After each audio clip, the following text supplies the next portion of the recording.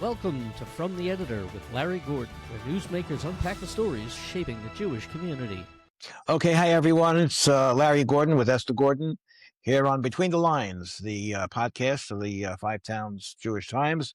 And it's quite possible that if you've been following us the last few weeks since we've been doing these podcasts, you probably don't recognize the background. Because we're up in New York. We waited for the temperature to get into double digits, and then got on a JetBlue flight to New York, where it's a steamy. I don't know. It's like in the 30s or 40s, so it's really nice. Our guest is not with us for the first time. He's been featured in the Five Towns Jewish Times, and he's been on a number of podcasts. He's popular on the speaking circuit. He lives in Israel. He is in the reserves now. I guess you're in the reserves now. You are an active duty soldier in the IDF, and you spent a lot of time in Gaza. We want to talk about that, but bring us up to date on what you've been doing the last half a year or so.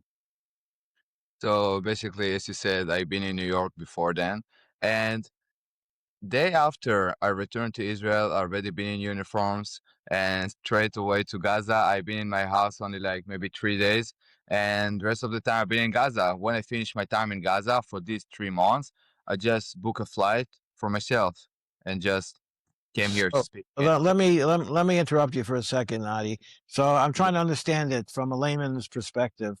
An Israeli soldier comes to New York, does whatever he has to do, does some speaking engagements, relaxes a little bit. Then when he gets to Israel, he puts on his uniform and goes into Gaza. You just do whatever you want. How does that work? Really a strong connection to the country.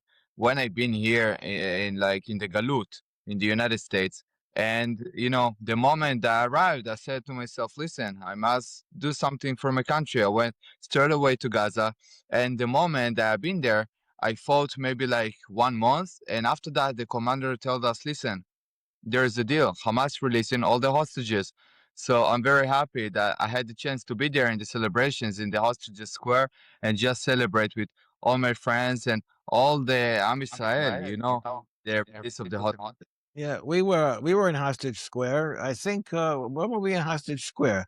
It was right before Sukkot, or during Sukkot. It was during Chol Moed.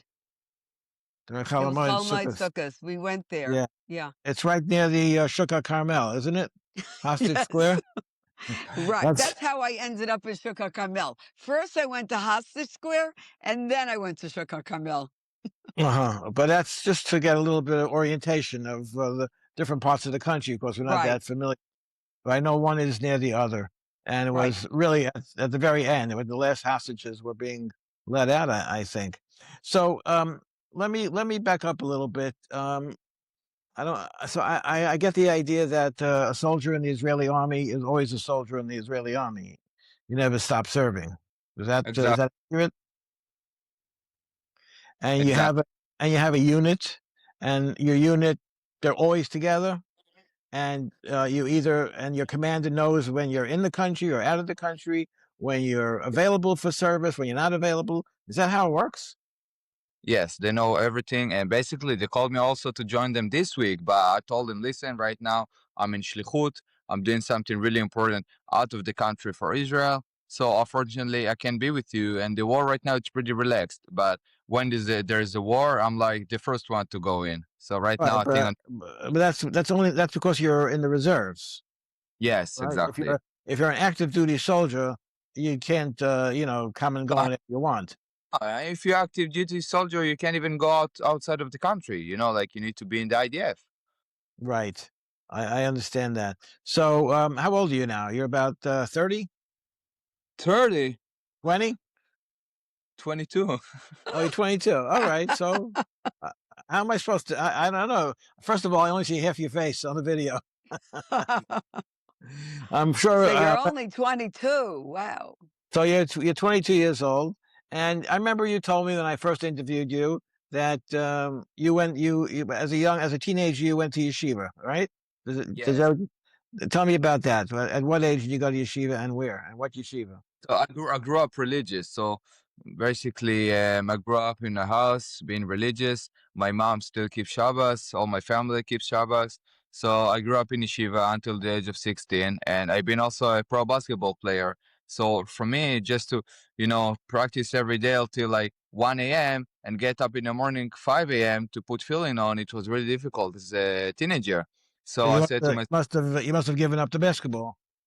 yeah. So basically, I didn't give up on the basketball, Oh no. but the basketball when I entered the military, because if I wanted to be a combat, so I need to give up on my dream to be a basketball player. So I gave up on that and went to be a combat soldier in the IDF. All right, so that's something that we were discussing. Me and Esther were discussing before about what we want to discuss with you. But, the war is mostly over, right? Right Yes. now. Unless Hopefully, Iran comes into the picture again. well, if Iran comes into the picture, hopefully, the United States will be able to dispose of them quickly. We hope. Right. But my question is this, though. I want to focus on something else. I want to focus on what's going on in Israel now with the protests from the yeshiva students about going into the military. Okay, that seems to be one of the hot button issues in that Israeli leadership, the Rosh Yeshivot and the people in the Knesset, and this seems to be going on for decades, but it seems to be coming to the point, coming to a head. So, Ahead.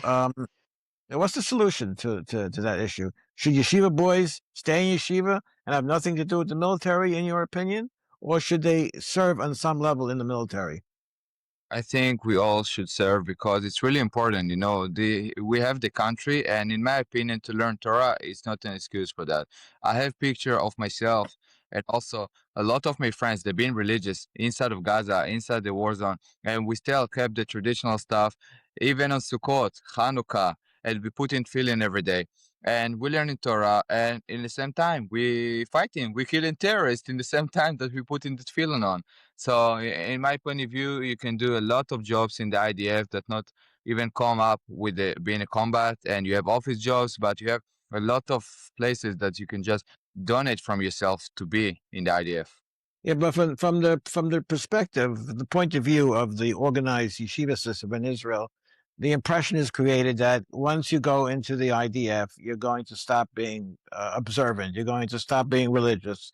You're going to stop keeping kosher and stop keeping Shabbat. And I think it's not true because I think if the, you're looking for an excuse to stop doing it, yeah, you'll find an excuse. it's an I think, excuse. as we know, it's very doable in the army because we do know people that are very, very religious and they're in the army. And not everybody is made for combat, obviously. So work, I don't know, work in the kitchen, do other stuff, work in the office. There are things that everybody could do. And by the way, you don't have to spend the whole day doing it.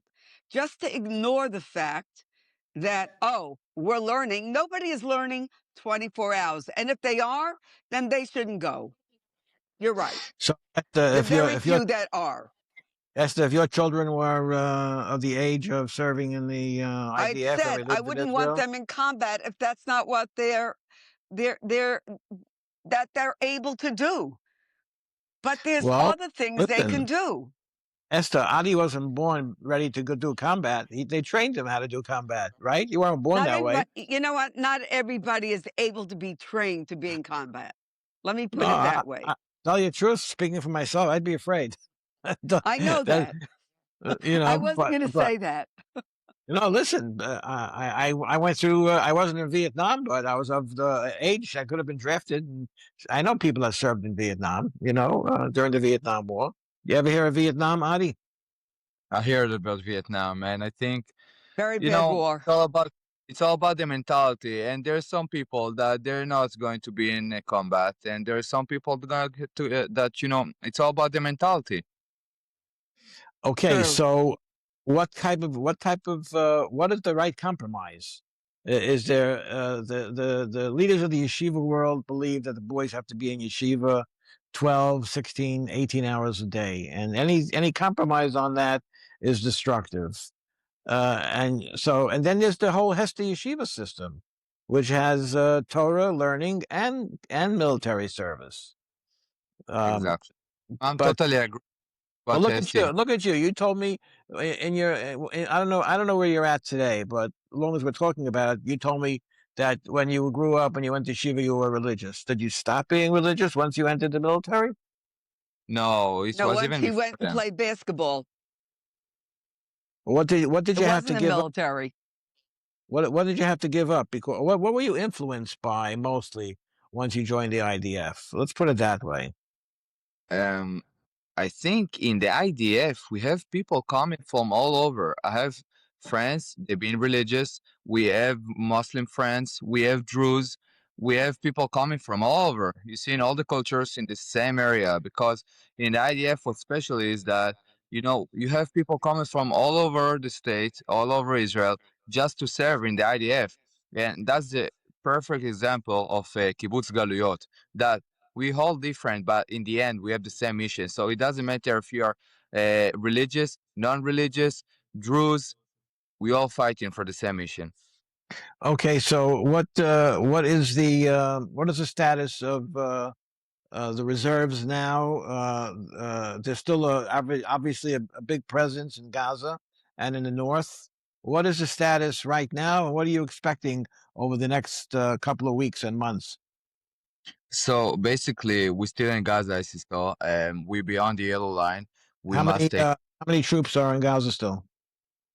I don't know how many troops in Gaza still, but we're controlling part of Gaza still because we must be in there, especially in the Philadelphia road, because they just getting a lot of things from Egypt, if it's weapons, if it's behind the tunnel. So we must stay in this area. The moment that we're going to give them this area, it's going to They'll be take again it back.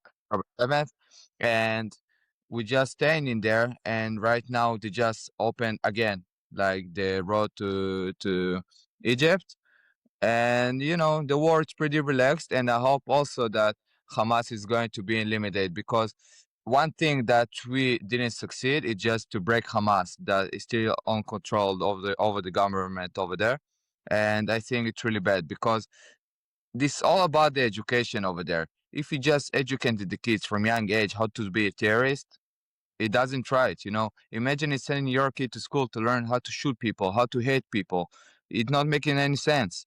So we kind of failed in that. So I hope that we can just replace the government over Gaza.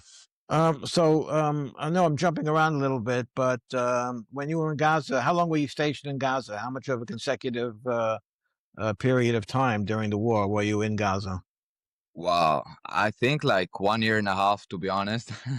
Since 18, then, 18 months without 18 months without a break? That's no, intense. it's every time. It depends on the mission. There's some missions that it take us, listen, like 30 days to be inside. There's some missions we are 80 days inside. It depends on the mission, but it's really hard to be inside 80 days, no showers, no bathroom, no connection to the outside world. Wow. You don't know what's going on with your parents. You don't even know what's going on with your friends. And you just been inside the war zone. So what is that like, and what do the commanders expect of you in a situation like that? I think it was really difficult, because I don't know about you, but I never been in the war before then.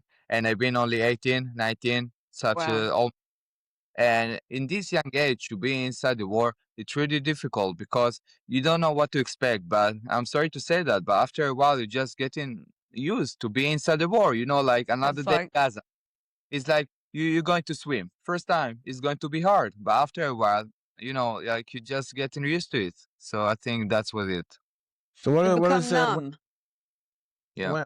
so what's the average day like when you're in there for 80 days straight? When do you sleep? When do you get up? When do you eat? So sometimes we sleeping inside the vehicles, just shoulder on our friends, just sitting up with all the vests, all the uniforms still on us. We all sweaty. And as you know, we don't have air conditioners inside the vehicles, Yeah, and really yeah. traumatized. So sometimes we're sleeping like that, and we need to stay at least two people awake to watch the cameras that are approaching the outside, that no terrorists just come to the vehicle and just, suicide and kill all of us. And basically every day you got a different mission. For example, today you need to go into this area and you need to fight the terrorists that just hiding in the area. Or this day you need to explode 50 buildings of terrorists. Every day there's a different mission, and you just getting at from the commander is above you, and you're doing whatever you need to do because you're a soldier. You're saying amen to everything he must say. So, so we have a friend whose son is a sharpshooter, and I don't know how much is true and how much is an exaggeration, but I think a lot when of it is exaggeration. I don't know, I don't know if it He's is or it isn't. Israeli. What are you telling me? All Israelis exaggerate? Yeah, that, No, Ali. this particular guy. He told me his son killed 700 terrorists sharpshooting from stationed on top of a hospital. Is that possible for a sharpshooter in a year to kill 700 terrorists? What? I don't think 700, but No. Sounds like a video game to me. yeah. Well, maybe it could begin. It could begin to feel like that. What was when you were in Gaza for those long periods of time? Were you on missions that were focused on trying to find hostages and trying to free them? And how close did you get to that kind of situation? So it's depend on the mission, like I said, and we had also missions that we help in a lot of units around us to find the hostages, and we found some hostages ourselves. And you working in the IDF, not only your unit, you working with a lot of units, with the tanks, you working with Golani, you working with Shayetet, Matkal. We all the units, we have different specialties. My specialty inside the war zone, it was just to be a combat engineer. It was to just mess with all the bombs, all the booby traps, just to blow up in the tunnels, in the buildings, whatever. So we mess with all the booby traps. So your job was to explode the things in advance, so they don't do any damage to any of the people, any Yeah. of the personnel. We So- went into tunnels inside the buildings, and we are the first one to go into the war zone because we need to take care of all the booby traps. How do you get into that frame of mind each time that happens? That's What do you what mean? I'm curious. Like, you never know when the other shoe is going to drop. When you have to go into these places, you don't know what you're going to find. It could be Or- booby trapped. once a bomb goes off, it goes off. I think that every time each of us went into Gaza inside the battlefield, we knew that maybe we're going to be the next one who's going to sacrifice our life for the country and for our families. And unfortunately, three of my best friends also they got killed in the war. And just to see that and to realize that it's really difficult till this day. I'm not processing that my friends is not longer with me because it's not like an old man who died. That's my best friend who just been next to me and got killed. So Wow. you know that. And sometimes it's really hard because they're just waiting for you. For example, my friend, like I told you, we need to stay at least two people awake to watch the cameras. We're doing shifts. So a terrorist just came to the back on the vehicle and just suicide on the vehicle. He killed himself. My friend, he got killed in place, and whoever been inside the vehicle just lost his leg. So it's really hard to see these things. Right. So we know. You mentioned a friend of yours who lost his leg, for example. We know that about just in the IDF, about 1,000 soldiers lost their life in Gaza. Right now, there are those that were injured, lost arms, legs, have other kinds of injuries. There's probably the number I heard was like 25,000 in that kind of situation. Is that accurate? Am I around the right? What? You're Injured. Injured in any way, mentally, physically. I think especially today, there's a lot of soldiers, they are injured mentally, like have PTSD. Yeah. And you can see also the percentage of the soldiers that committed suicide. It's huge, like almost every week you're hearing about something like that. And it's bad, because it's too bad. They need to take care of themselves, and it's really hard after they saw all these terrible Is the things. country offering that type of help, medical, social I don't work, or think, not? I heard they're not doing that much. Is it yeah, true? I don't think they're doing enough, to be honest. No, we heard that we went to an event. I think it was a Zaka event. We heard Right. from some of the people that work with I mean, single guys. A lot of them are like your age, 22 years old, and even younger. But then there's military people with 5 and 6 kids, and they leave they leave a widow behind and five orphans. At the same time, what does the country do? They give them a $10,000 or 10,000 shekel or something like that, and that's it. And then they're on their own. Is that how it works? Yes, basically. And I think it's not really helpful to go and talk with some, I don't know, therapist because, listen, that's their job, you know? It's like, oh, okay, 2 o'clock, that's it. Oh, And for me, what helps the most is just going and talk with my friends who just experience the same things. And they just, my family right now, we're talking and we just solve our own problems. All right, so you're 22 years old. I'm sorry, I made a mistake, and I thought that you were older. I think Because he I think looks very young. yes, yeah. I was going to say 18, but I thought that was foolish, Uh, so I went up okay. a little bit too high. But so, what's your plan going forward now? Now you're here. You're in the United You're going to be a States. military man or You speak also No, English. I'm not basketball? seeing myself as a military man. I think that I booked my own flight to the United States, especially to come and speak in places to tell the people the truth about the IDF, about Israel. And I've been also in Boston University last week. They tried to get me arrested over there for war crimes. I just said Where a in big Boston?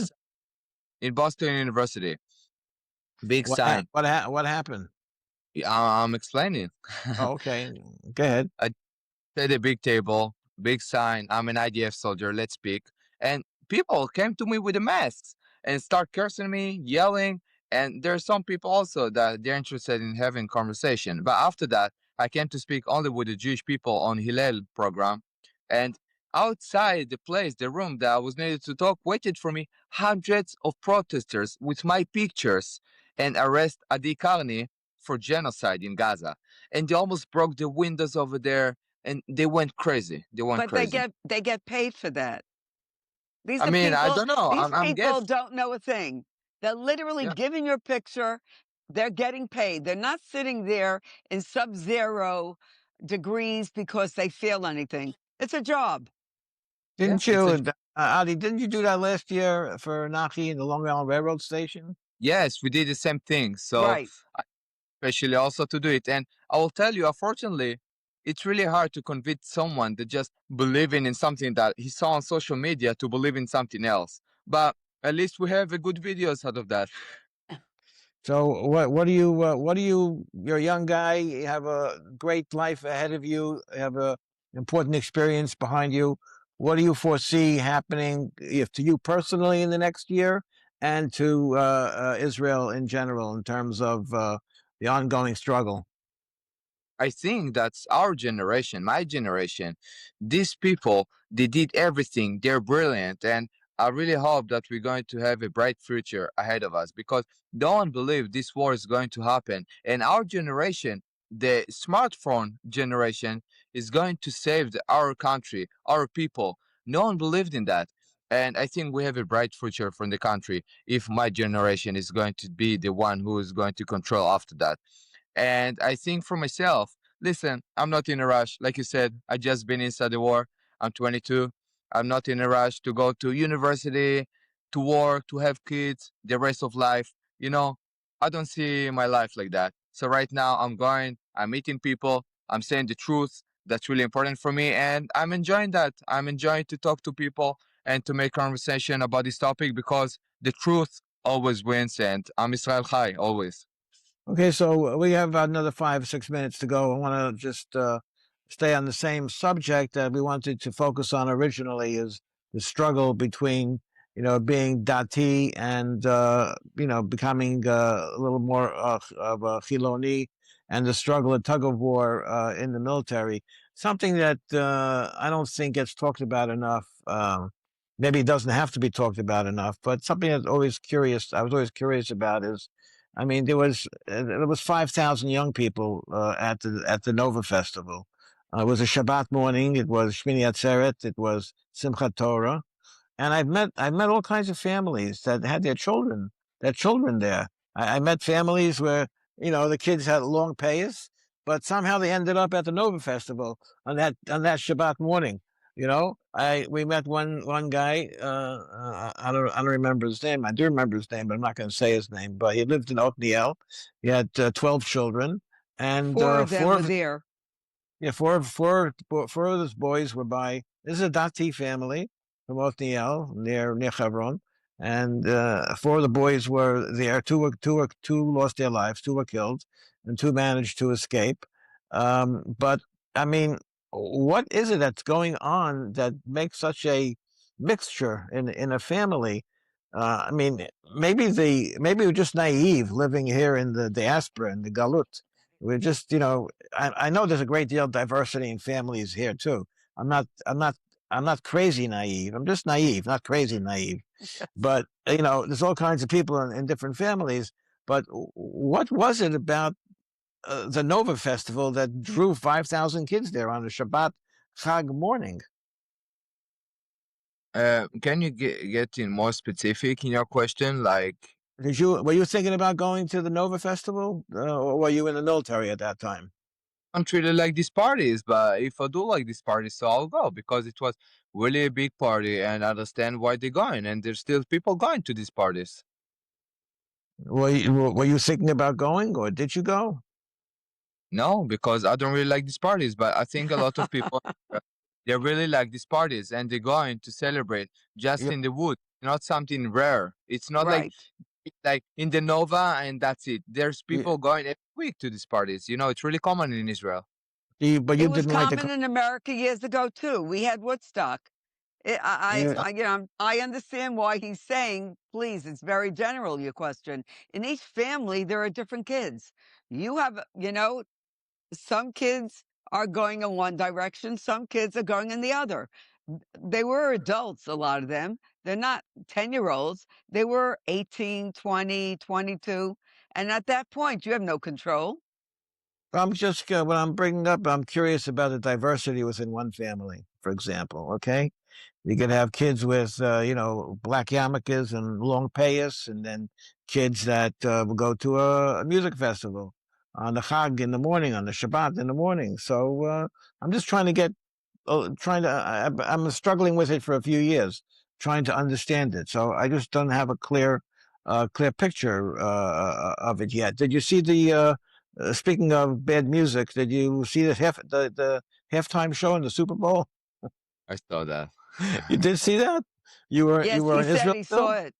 Yeah, You were in Israel still, right? Or you were here? No, I've been here. What? Bad he's been Bunny? here.